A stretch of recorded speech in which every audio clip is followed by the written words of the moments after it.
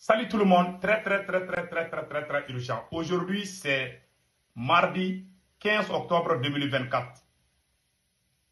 Voici la plus grande révélation de la guerre froide, la guerre secrète entre le président Assimi Goïta et le premier Choguel Kokala Maïga. Mes frères et sœurs, la vidéo aujourd'hui, beaucoup de gens se posent la question, mais qu'est-ce qui se passe au Mali? Il y a trop de problèmes, les gens sortent à gauche. Je vais tout clarifier aujourd'hui.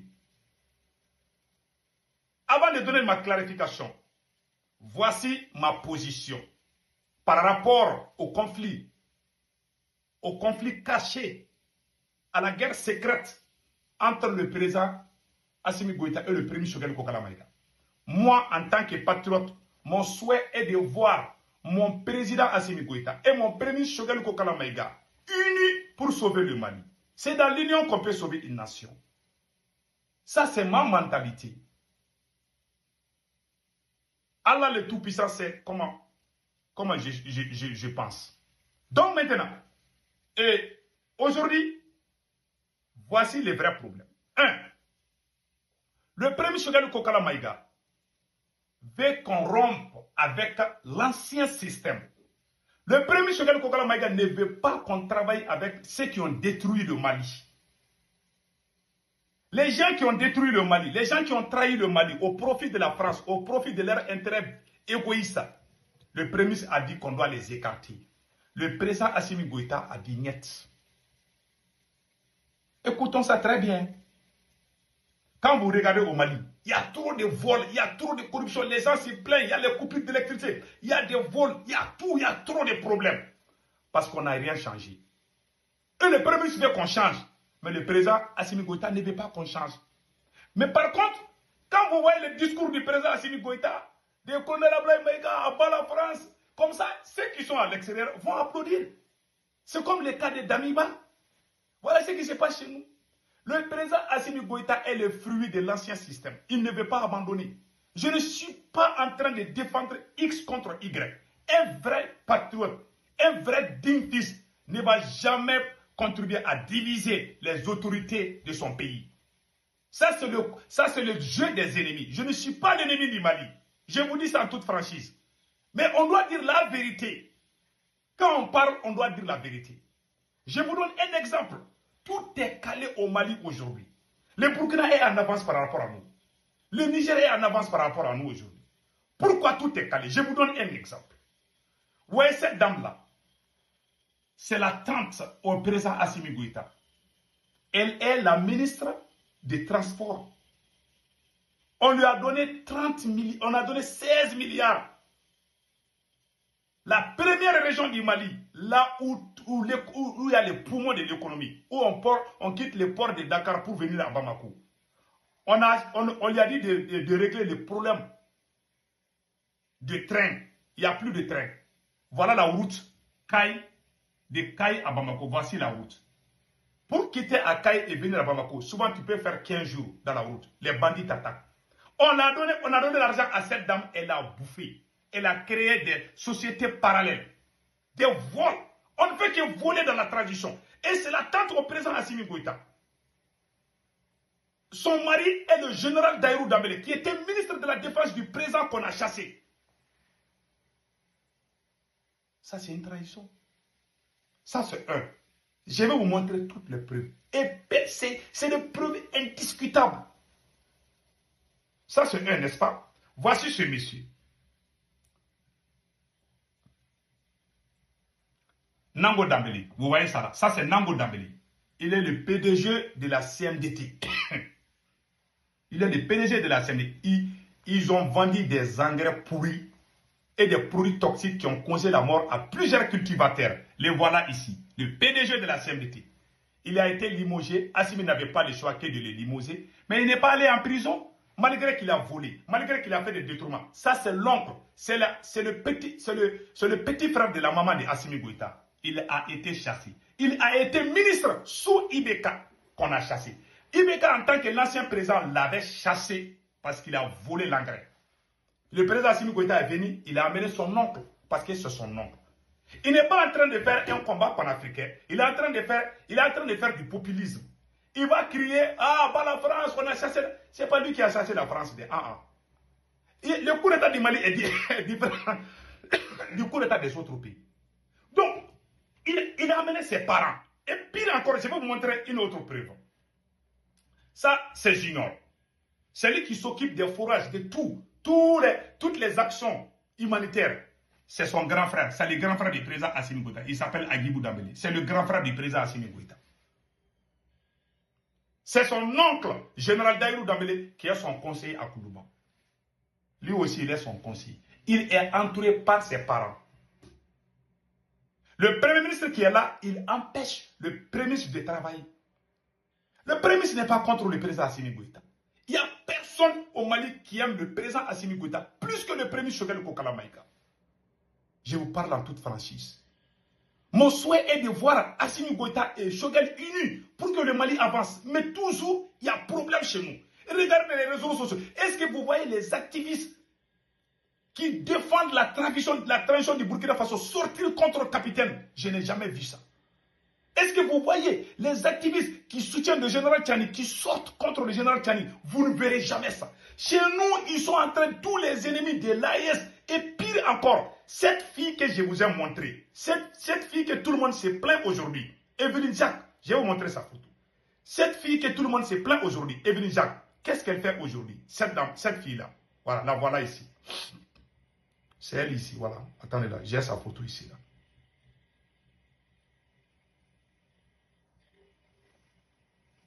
Vous voyez cette fille métisse là? Elle a passé tout son temps à insulter l'armée malienne. Même quand le Mali a essayé, voilà, c'est elle qui est ici. J'avais sa photo là. Attendez une seconde là. Voilà sa photo. Vous voyez cette fille là? C'est elle qui est à côté de Assimi Goïta. Voilà. Elle a, par décret présidentiel, c'est elle qui représente la jeunesse malienne aujourd'hui. C'est elle qui insultait les Russes quand les Russes venaient au Mali.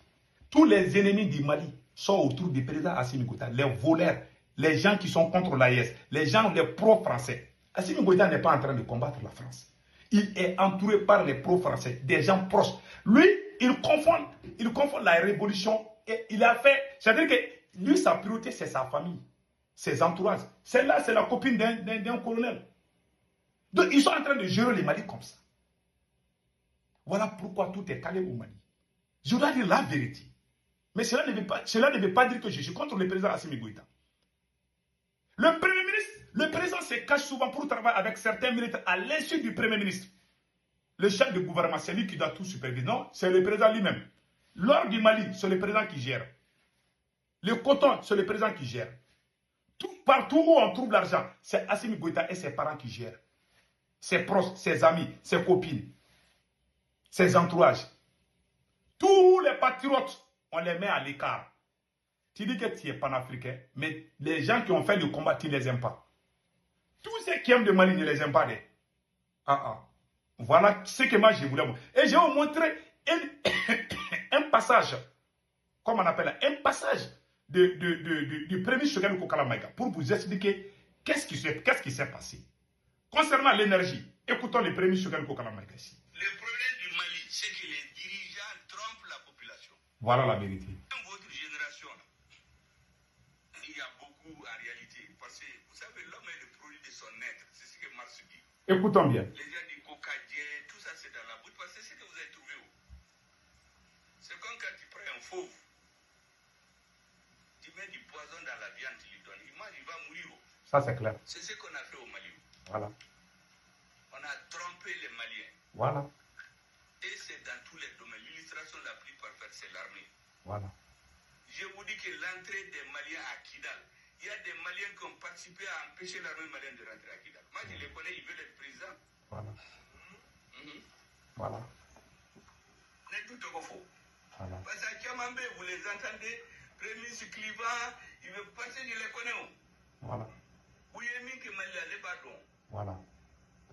Il y a des Maliens qui ont participé à empêcher l'armée de rentrer à Kidal. Ça c'est clair. L'actuel président de la transition était parmi ces militaires auxquels on a empêché de rentrer à Kidal. Voilà. L'actuel ministre de la Défense, ils ont vu toutes les trahisons. Voilà. Ils ont pris des terroristes qu'on a fait libérer à Bamako. Voilà. L'actuel président du CNT, il a fait une bonne partie de sa vie au nord. Ils ont pris des terroristes, ils sont venus à Bamako, les politiques les ont libérés ici. Voilà. Récemment, dans mes discours, j'ai dit qu'il y a des politiques dès 2000. Dès 2000, les Occidentaux ont organisé une conférence stratégique dans un pays de l'Afrique de l'Ouest. C'est la délégation malienne, la première, qui a pris la parole pour justifier pourquoi l'Union européenne doit avoir des bases militaires au Sahel à l'horizon 2012-2015. Vous avez vu maintenant? Vous avez vu? C'est en 2000. Ces mêmes politiciens qui sont autour de Assimi aujourd'hui, ce sont eux qui ont demandé depuis 2000 qu'il faut que l'armée française vienne au Sahel. C'est le Mali qui a demandé. Et ces traîtres aujourd'hui sont autour de Assimi. Vous voyez comment les premiers sont en train de divulguer les secrets? Écoutons. Chef de la délégation malienne, démocrate, patriote, sincère, convaincu, s'il vous plaît. Parce que c'est le titre qu'il a au Mali. Donc la trahison, il y a des gens qui ont décidé de trahir le Mali pour avoir le pouvoir. Ces mêmes personnes sont à côté d'Assimi. Pour jouir des délices du pouvoir. Et on laisse le pays comme ça. On achète, je donne l'exemple aux gens, on sort l'argent pour acheter 6 hélicoptères de combat. Il y a des individus, des chefs de parti, des ministres, qui détournent l'argent des cartes. Les deux, ils achètent des vieux hélicoptères qui appartiennent à des compagnies étrangères ici qu'on repère. On va au Mali au prix du neuf. Et le monsieur, il a le titre d'un grand démocrate. Tu ne peux pas lui parler. Si moi je parle ça, il va dire, hey, Moussa Mouaï, vous voulez la dictature. Bon, ce monsieur-là, si des gens comme lui disent que le premier c'est Kliva, moi je dis c'est Kliva. Voilà. Voilà. On est tous maliens là. Voilà. Quelqu'un qui perd ses enfants, son mari, l'argent de l'État sort. Et Bataka qui est taillé. Voilà. Vous n'avez jamais vu dans l'humanité un pays où tout le monde s'est mis ensemble pour résoudre un problème? Jamais. À chaque période de l'histoire d'une nation, voilà, c'est des hommes ou un groupe d'hommes déterminés qui font un choix qui correspond au sens de l'histoire et de l'intérêt du peuple et ils tirent la machine. Voilà. Les autres suivent après. Voilà. Celui qui ne suit pas, il reste dans les poubelles de l'histoire. Ça, c'est clair. C'est comme ça que l'histoire a avancé. C'est ça. En France, De Gaulle a fait avancer la France comme ça. Ils disent qu'on tue les gens. Mais au lendemain de la libération, en France, les cadavres, les rues étaient jonchées de cadavres. Tous les gens qu'on considérait comme des traîtres, là, ils les ont tués. Voilà. Voilà. C'est ça. Voilà l'idée du prix. Lui, il ne veut même pas ces traîtres-là aux côtés du pouvoir.